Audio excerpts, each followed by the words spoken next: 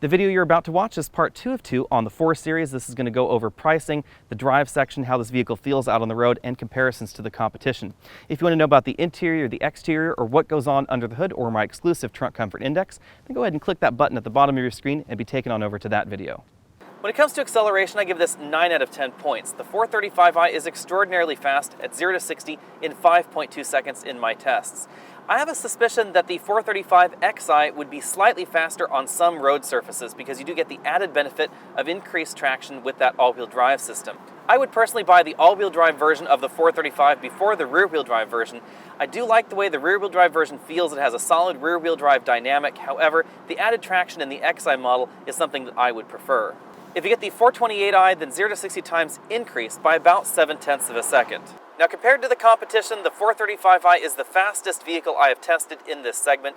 The Infiniti Q60 and the Lexus IS350 are not going to be faster than this out on the road, and neither is that Mercedes-Benz E350. In fact, most of those V6 options are only a little bit faster than the 4-cylinder turbo version of this vehicle. Audi's A5 is definitely slower than this. Audi's A5 is actually slower than the 428i as well. The S5 is relatively quick, but it's still not as fast as this 435i. An important thing to keep in mind with this 4 Series is that in convertible form, it is very heavy. This is actually a few pounds heavier than a Jaguar XJ full-size luxury sedan, and that's all down to the convertible top. Now, as I said earlier, the convertible top not only increases the curb weight, but it also causes the weight to be shifted a little bit to the rear, and that's definitely noticeable out on the road. However, the big thing you notice out on the road is just the weight increase versus the coupe. So the 4 Series coupe definitely handles better than this convertible. It's not that the 4 convertible handles poorly out on the road by any stretch of the imagination.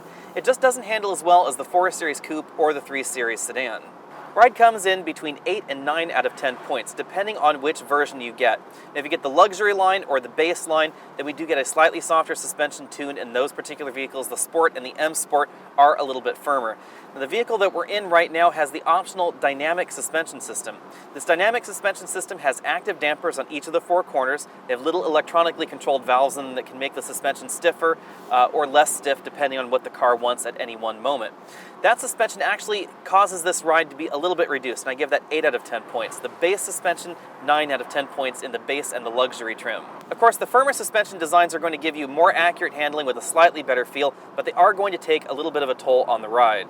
Braking comes in at 9 out of 10 points, regardless of which model you get. BMW has a solid focus on braking. We have very large rotors and very large calipers up front. Those really help reduce fade and increase the stopping ability of this vehicle. So we get relatively short stopping distances in this car, regardless of which model you get. Cabin noise also comes in at 9 out of 10 points. There's a decent amount of sound deadening going on inside this vehicle in both the top as well as the rest of the vehicle. So it's very quiet out on the road, whether the top is up or the top is down. As you'd expect from any BMW, the steering is very accurate out on the road. Again, this vehicle does feel a little bit heavier than the coupe or the sedan version. However, it's still very precise out on the road, and we still get a decent amount of steering feel back in this 435i model. Our model is equipped with the 8-speed automatic transmission by ZF. It's a very quick shifting transmission. We also have shift paddles on the steering wheel. They're very responsive in this vehicle. Now, unlike many vehicles out there on the market, when you put this vehicle in Sport Plus and you shift the transmission selector over to manual and you're using the paddle shifters, this is a true manual mode. So this car will stay in first gear, second gear, whatever gear you want to be in, up to the red line, and it will just hang out there. It will, of course, downshift for you as you approach a stop sign or a stoplight, something along those lines, but you can be on your favorite winding mountain road and just wind this engine all the way up to 7,000 RPM and hang out there if you wanted to. And it does sound glorious when you're doing that. We also get an Eco Pro mode on the transmission and vehicle mode selector, like most BMW sold in the US. That mode gives you a neutral coasting mode as well as dulling the throttle input and also causing the transmission to upshift a little bit sooner than it would otherwise. It sets the suspension in this vehicle, since we have the dynamic suspension, to the softest mode at the same time. Now, the neutral coasting mode works by basically shifting the transmission to neutral. So if you're driving along on a level roadway or even maybe a slight decline or an incline like we're on right now, and you let off the throttle, then the transmission will actually shift into neutral. It won't just hang out there in gear 8 or gear 7 or whatever gear that you were actually in like a normal vehicle would. This, in certain circumstances, will help reduce fuel consumption. Now, in case you're wondering, there is a downside to Eco Pro mode, and that is the amount of time that it takes to shift you back into gear. So if you're in Eco Pro mode and you're coasting along in 8th gear, for instance, on the freeway, and then you all of a sudden need to pass someone, you floor the car, it's going to take a little bit because the car has to first shift out of neutral back into 8th gear, and then it's going to downshift down into the gear that you actually want to, synchronizing the engine RPMs to the transmission as it goes down the line. That's going to take a little bit longer than it would to shift if it had just been in Comfort or Sport Plus mode. The difference is about half a second or so. When you cut the lid off of any convertible, you're of course going to affect the torsional rigidity of the vehicle. And that's true in the 4 Series Coupe versus the 4 Series Convertible. However, this is not a wet noodle. It's really obvious when you have the lid on the vehicle and you're going over very uneven pavement. You don't get a whole lot of flex in this body like you do in something like a Volkswagen EOS. The Volkswagen EOS really flexes a great deal more than this vehicle. Out on the road, the 4 Series definitely feels heavy versus the competition. I would rank this very similar in terms of feel in that respect to the Audi A5 as well as the Mercedes-Benz E350. The Lexus IS and the Infiniti Q60 feel lighter on their toes out on the road. Now, focusing in on the Audi and the Mercedes feels just about as accurate on the road. It is a decent amount slower than this, however, because you don't get a turbocharged engine. Now, that Audi does have a turbo, but the Audi A5 is a 2-liter turbo that's only about 200 horsepower, so it is significantly slower than any of these models. If you get the S5, then you do get a 3-liter supercharged engine, and it's just about as fast as this 435i. Now, regardless of whether you get the A5 or the S5, it's not going to feel as dynamic out on the road. A big portion of that has to do with the weight balance in those vehicles. By having the engine hanging entirely in front of the front axle, the Audi definitely feels more nose-heavy, less willing to change directions in the corners. The IS has a very nice feel out on the road. It's not as rigid as this vehicle. You can definitely tell that it has more body roll and more body twist to it than the 4 Series. Infiniti's Q60 is a very solid dynamic competitor to the 4 Series. It has a very accurate feel out on the road. The 7-speed automatic transmission has some excellent shift characteristics to it. We have lovely shift pedals as well. It's fairly quick, however, it's not as fast as the 435. So depending on what kind of track you're around, if you're that kind of person, you could probably go around the track almost as fast in that Q60. If it had a lot of corners to it, if it had a lot of straightaways, you're going to be faster in this 435i. Adding all-wheel drive to the 428i or the 435i doesn't change the way the vehicle behaves out on the road very much, because it is still a heavily rear-wheel drive bias system. In fact, it will really only send power to the front wheels under full throttle acceleration or when slippage occurs, so it still retains a very solid rear-wheel drive feel to it out on the road. It doesn't really affect the curb weight very much of the vehicle either. BMW's xDrive system is one of the lighter all-wheel drive systems available. Pricing starts at $48,750 for the 428i, $54,900 for the 435i. Our model as tested is $65,775, but I think my favorite configuration for the 4 Series is a 428xi at $67,150, and that would be an XI luxury model with almost every option selected. Well, that price tag may sound large, and it is a decent amount more expensive than the 3 Series sedan. The 4 Series is actually a relatively good value in this segment. Audi's A5 starts at $47,600, and it has a less powerful 2-liter turbocharged engine under the hood. Lexus's IS250C is also less expensive than this at $42,960, but the IS is actually based on the previous generation small Lexus sedan, not the current generation that I've actually had good reviews of on my channel.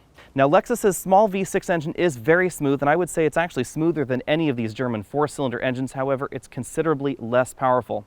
The inside also isn't quite as nice. You won't find the same array of features and functions in that Lexus as you do in this vehicle. So even though it is several $1,000s less expensive than this BMW 4 Series, you also get several $1,000s less equipment in the car. Then, of course, we have the Infiniti Q60 at $48,550, and that Q60 is really just a rebadged G37 that's been smushed into the new naming scheme over at Infiniti. Nothing has really changed in that vehicle. That means we get the same 3.7-liter V6 engine up front and Infiniti's 7-speed automatic transmission. It is a hoot to drive, but it's a lot less practical than this vehicle. The trunk is absolutely tiny in that Q60. I was able to fit very few things in that trunk, and in this vehicle you can actually fit 2 roller bags, so 2 people can actually go for a weekend away in this vehicle and put the top down, and then maybe carry some passengers in the back seat on occasion with the luggage still in the trunk. You can't do that in the Q60, because in the Q60 the 2-person's luggage would have to be in the back seat. You also can't get the same array of features and options in that Q60 that you can in the 4 Series. Mercedes-Benz E350 starts at $60,200, which is decently more expensive than this. It's about $12,000 more.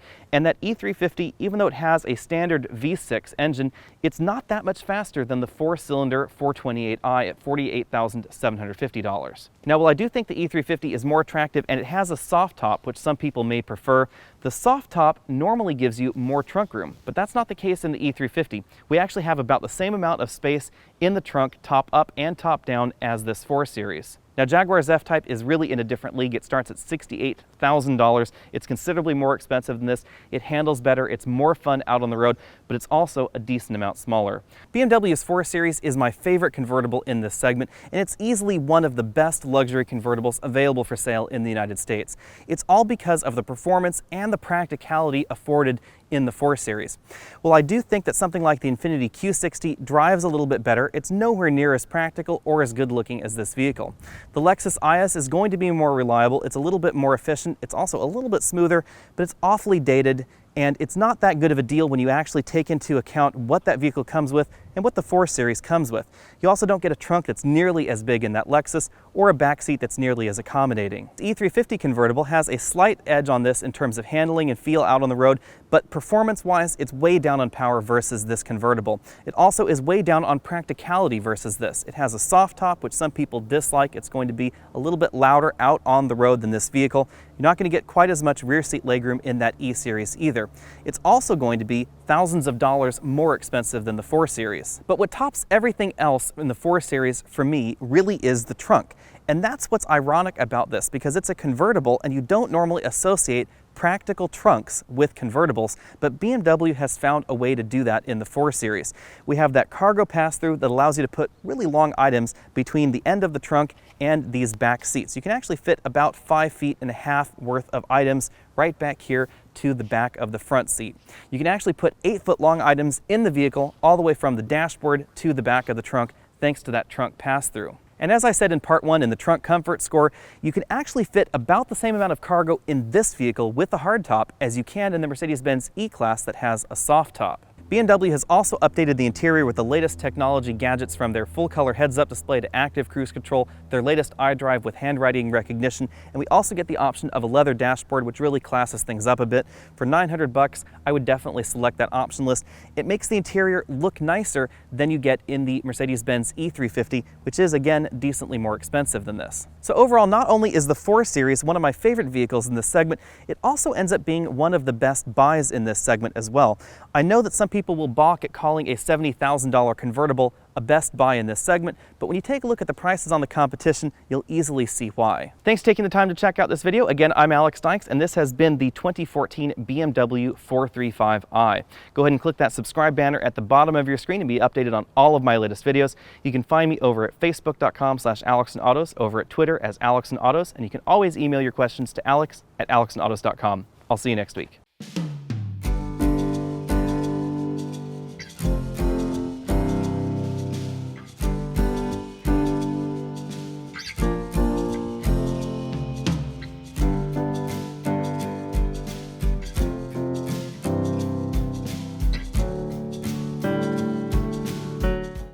Hello everyone, I'm Alex Dykes, and today on Alex and Autos we're starting an all-new segment called Tech Tidbits. This is interesting technological and design features on new vehicles that just interested me. So let's dive right on in.